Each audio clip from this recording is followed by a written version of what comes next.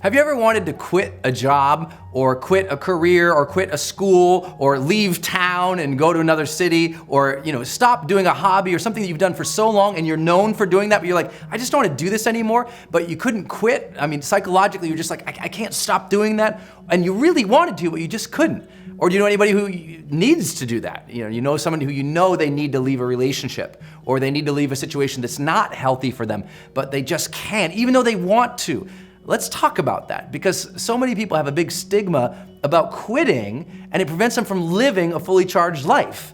They're going through their day with drudgery or dread, or they just feel like they're a cog in the machine and they're not really feeling alive and joyous. They don't feel like they're really connected or engaged with what they're doing, but they feel like they have to keep doing it. And so they stay on this treadmill that never ends. And at some point it becomes miserable. And we have to, in our society, get over this belief that, quitting is necessarily a bad thing. And I know that's crazy for me to be saying, right? The achievement guy, the self-help guy here with the show and all of my books on personal development and growth, where so much of it is really about setting a vision, being disciplined, working towards it, and, busting your ass until that dream comes true. So I'm not known for saying, hey, quit. But, if something isn't right in your life, and it's not bringing you that charge of engagement and enthusiasm each day, making you feel like it's something that's meaningful and it's fulfilling to you, then yeah, you're darn right, you should look at quitting that. So many people have this big stigma to it, but it's necessary sometimes to stop doing the things that are not right for us so that we can open up some white space so that the universe can throw in some new opportunities, or we can go grasp some new things. Because as you've heard me probably say before, only two things are going to change your life. Either A, something new comes into your life, a new opportunity, a new dream, a new goal, a new desire, a new person, a new job, whatever it is, something new comes in. You win the lottery, and that changes the course of your life forever. Or something new comes from within you. It's not external, it's internally, something new, a new courage, a new vision, a new belief, a new desire, a new willingness to go out there and try something new that will be fulfilling for you. So it's okay if something is not right, if something is wrong, the goal should be, let's change that. If you really take an introspective look at that and it's not right for you, then change needs to come, and it needs to come sooner than you're probably prepared for. Because what the world usually does is they say, Brendan, I need a sign before I can change. I know I want to change it, but I'm waiting for a sign. Well, you know what the sign is? The sign is that you're waiting for a sign to change. That's the sign. If you've been wondering, should I change? If you're like, I'm waiting for something to happen and I will change, that's the signal. That's your brain saying, hey dummy, this isn't right. Keep looking out for something to change right now because we need a new reason, we need an excuse. That's the sign. The sign is the sign. So if you have any part of you, you're like, I need to change, and I'm hoping something comes in to change my life. No. You gotta listen to your internal intuition, to your body, to your soul saying, man, I have to change, and it has to be, I have to change. You're going to have to change your situation. No white knight is gonna come in. No big fancy new job opportunity might sweep in and change everything for you unless you're out there looking for them. Yeah, some people get lucky, but the number of people who are lucky in the world is this finite, tiny little strand of people who are only lucky once in a while. The reality is most of us are out there working for our dreams. And I know you're doing that too. So if something's not right, be okay with it. Be okay with quitting. I love this quote from Arianna Huffington, a friend of mine who is, with the founder of Huffington Post. She says this great thing. She says, sometimes the best way to finish a project is to quit. We have this type A behavior in us that says, well, I have to perfect this thing, or I have to get this thing just right before I can leave it. No, you don't. Not everything has to be perfect before you leave something. If it's just not right, yes, leave it with as much grace as you can, but get out sooner than later. No one at the end of their life says, gosh, I wish I hadn't changed my life for the better so soon.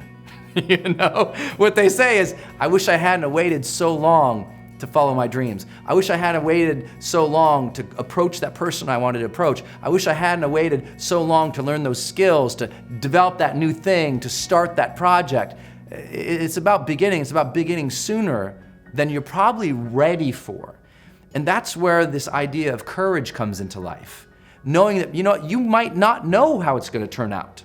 You might not have any idea if it's going to be something that's as good as you have now.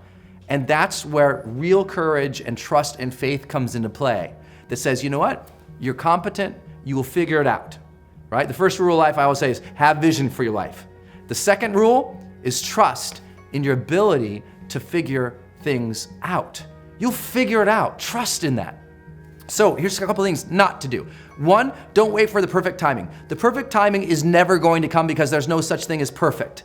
There's never going to be a day where you wake up and you're like, this is the perfect day for me to finally change. All the things have lined up. My inbox is completely clear. I have nothing to do today. There's no distractions. The kids are finally perfectly on their own. Oh my gosh, my husband or wife is finally perfect on their own. Everybody is healthy around me. Everything is just perfect. The day is sunny and bright. And oh my gosh, look at all this gold that just happened to appear in front of me. It's not going to happen like that. You need to say, okay, there is never going to be a perfect time, so you need to set a D-Day. Literally, a day in which you say, that's the day. And then you need to marshal all of your motivation, all of your ability to learn and develop skills as fast as you can before that day. But when that day comes, that's D-Day. That's the day that you go. That's the day that you quit. And that has to be a real date for you. I mean, mark it on the calendar. That's the day you quit the thing. That's the day you walk out. That's the day that you leave that situation that is not healthy or satisfying or good for you or your soul or the people around you. That you have to have that date. It has to be scheduled or you'll never do it. You'll just keep saying, oh, one day things are gonna be, the people who say one day, they end up at the end with a collection of days that were so far from perfect that they're in a state of misery now. They never landed in the land of their dreams, because they were always marching in something that was miserable to them, right? At some point, the only way that life changes is that you change your course. And don't wait for a perfect day. So what's your date? What's your date?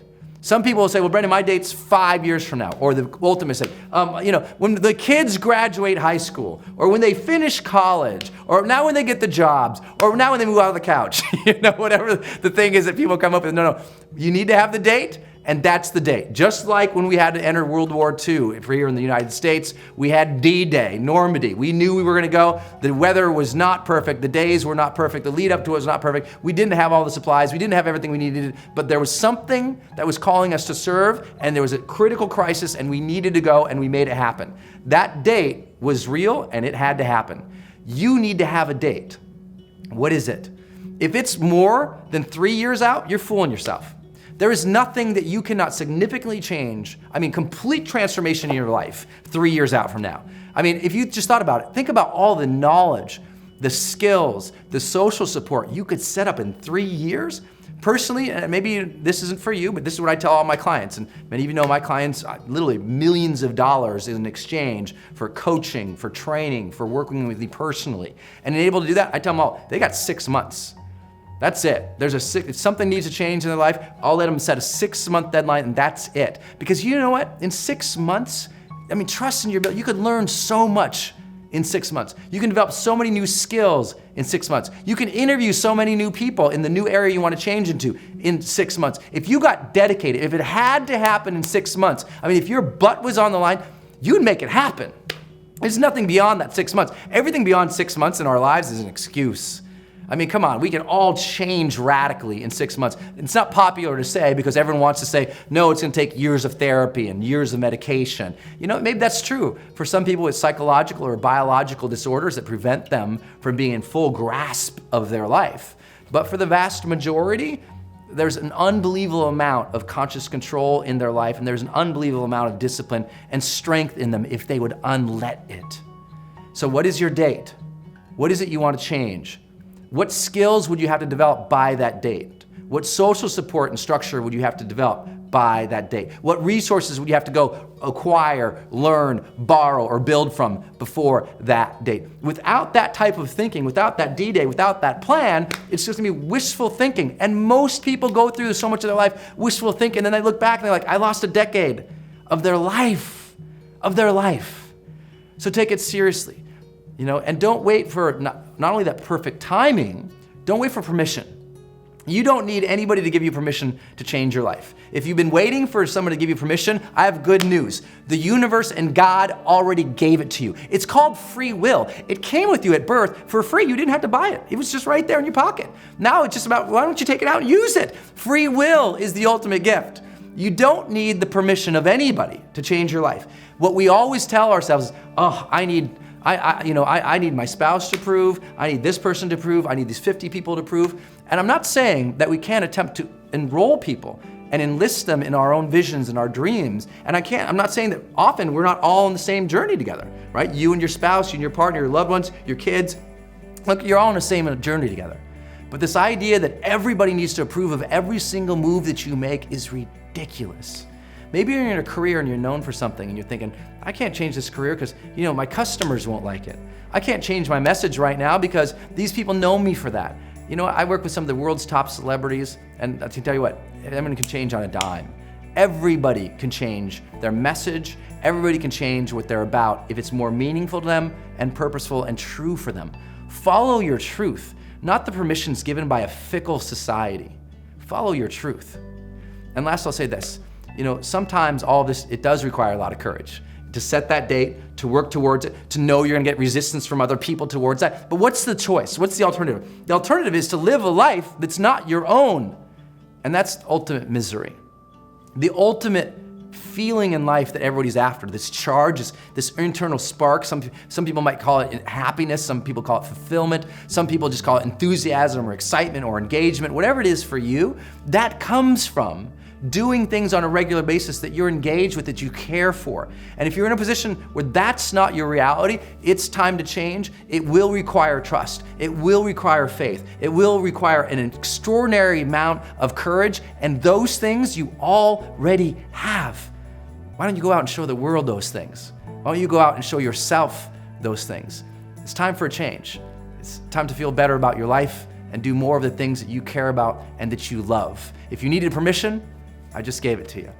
You really didn't need me to say anything. What you needed was to hear it and to sit down and go, what's that date? And so what happens when you get to that date? Is it gonna be easy? No. But why is everyone so after this comfortable, easy life? Life, that growth and that maturity, that enlightenment, that transformation, that zest, that joy, it comes from struggle. It comes from working through things and growing and learning and competence. Let's celebrate learning again. It's okay. Set that date. Don't go, oh, that day is gonna be so scary. It's gonna be, wow, that day is gonna start a new journey for me. I'm gonna learn so much. Welcome the struggle. Welcome the hardship. Know that it's not gonna be easy. See, in my life, I go about it, I'm like, you know what, this is gonna be hard. I don't know how this is gonna turn out, but I'm gonna bring the best of who I am to it. I'm gonna bring the best of my intentions. I'm gonna show up for it, be fully present and engaged with it, and I'll do my best. And I don't always do awesome, and neither will you. You're gonna hit that date, and it's gonna be a hot mess. It's gonna be sloppy, scary, uncertain, unknown, and God, it's gonna be great. Set your date, my friends. Go work towards it with verve and just passion and fire and excitement, because on that day, things will start to be so much better. You'll start to feel that aliveness and engagement with life again. You'll start to feel the charged life.